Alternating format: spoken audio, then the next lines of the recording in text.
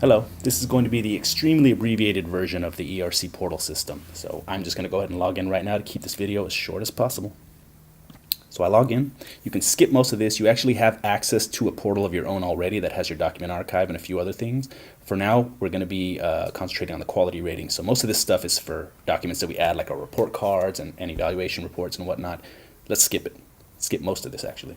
If I go in here, you will notice a quality ratings dashboard that gives you summarized statistics from all the quality ratings that were entered. Okay. Now, rather than look at this one, because you'll notice there are only two, because this is my development system, I'm going to go onto a live system just so you can see what real data would look like. So if I go here, you will notice some filters on the top, right? You can go back years. You can group between elementary, middle, high school. If you have a long list of schools, for example, I can just look at one school, and these will update accordingly. I'm going to go back to all schools because that's a little more interesting. These can be exported. Number of students you saw in those activity ratings. Some of these numbers will make a little more sense when we go and actually enter an activity rating. So on each of these, you get some stats based on everything that was entered. If you click on any of these charts, it will give you any notes that were entered. So these can be, you can view these really easily, or you can print them out when you print out the reports. The same thing with these down here.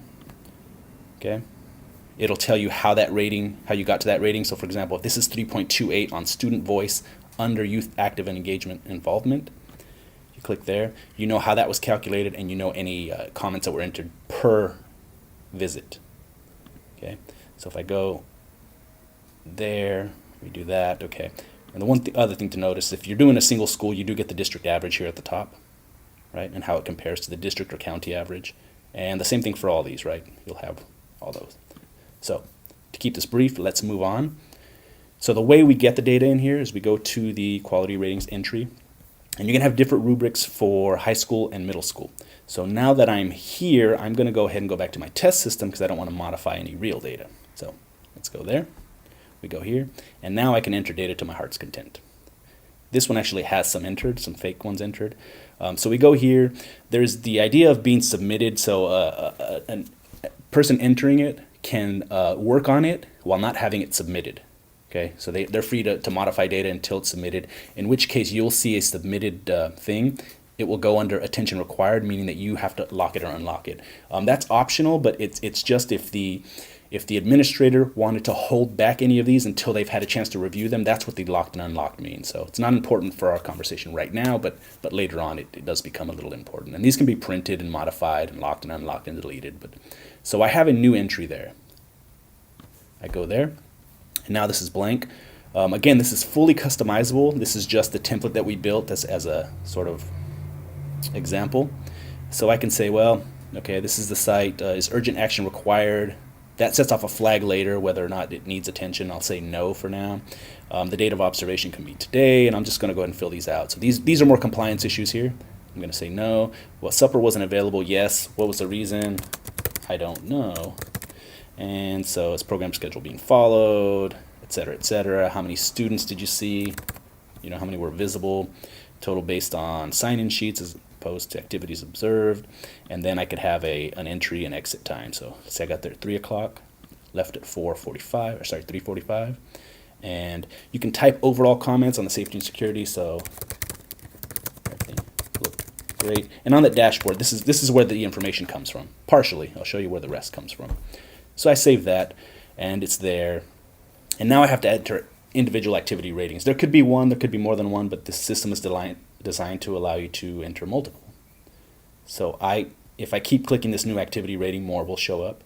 So if I go in here, I go there, I'm going to give this an activity title called, hip hop dance, and I'll say that it's enrichment. Again, we can add or remove to this list. Everything that you see is completely customizable. So students present, let's say I saw 30 kids there and one staff member. I don't know, that probably violates some student staff ratio, but it's okay for test data. So I'm gonna we're gonna go down here. These are categories: youth active engagement and involvement, positive relationships, social norms, and they each have questions underneath with a question description. There is a ratings legend up here, but if you scroll over to each of these, it will give you a more detailed description of what highly evident means, what evident or implicit means.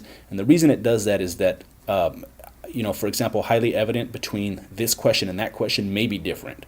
And that way somebody doesn't have to print these things out and, kind of try to navigate a grid. You just roll over it and you know what it means, and you can just say, yes, it was 4, and well, this one's more 3. I'm going to leave one off, empty, just for right now so I can show you something.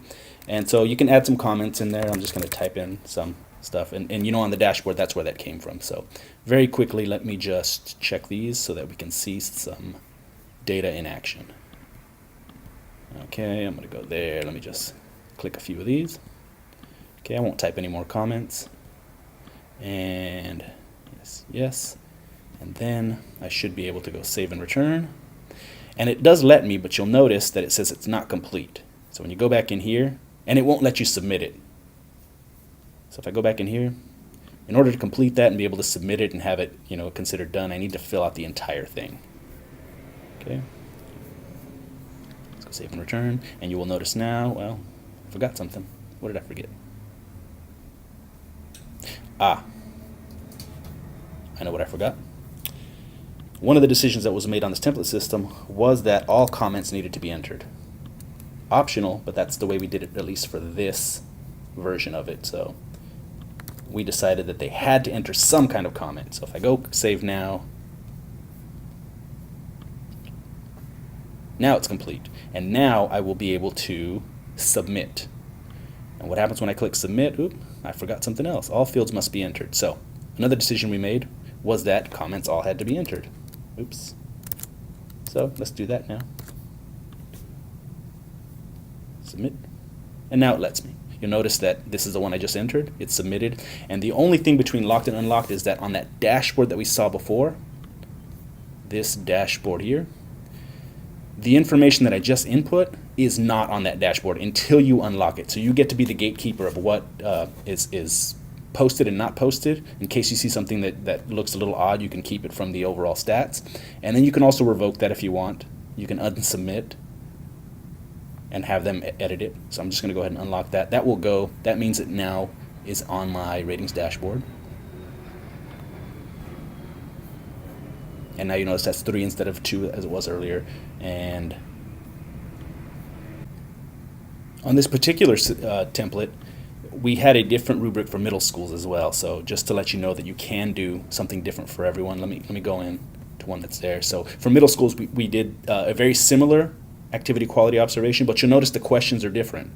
So just know that you don't have to have one template for every school and every configuration. And this one we did a different rubric for middle school. It looks similar, but these questions are different, I promise.